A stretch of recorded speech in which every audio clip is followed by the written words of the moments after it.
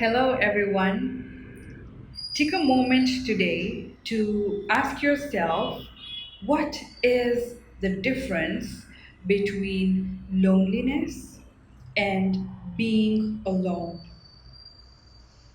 As a society, we are accustomed to be busy, to have fast paced lifestyles, and a lot of times we are not encouraged to be still, to be relaxed, or to simply calm down. And this can cause chaos or unpreparedness in the mind. What do we do about it? We must recognize the need and the importance of self search. Other people call this me time. It is the same thing as engaging in personal reflections or meditation.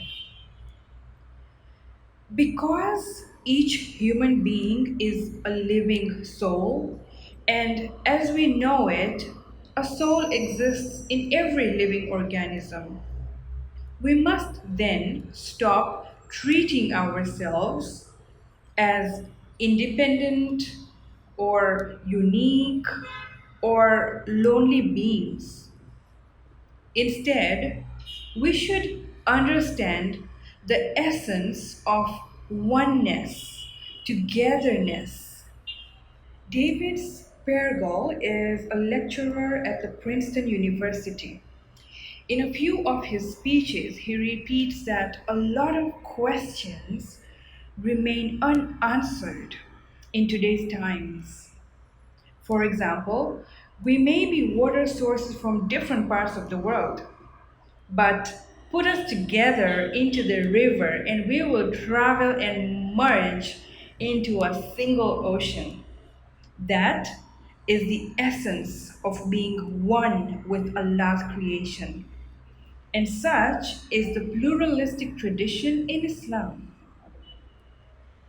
The Community Counseling Services, CCS, brings to you a series of short DIY videos that you can watch and use at your own time and convenience.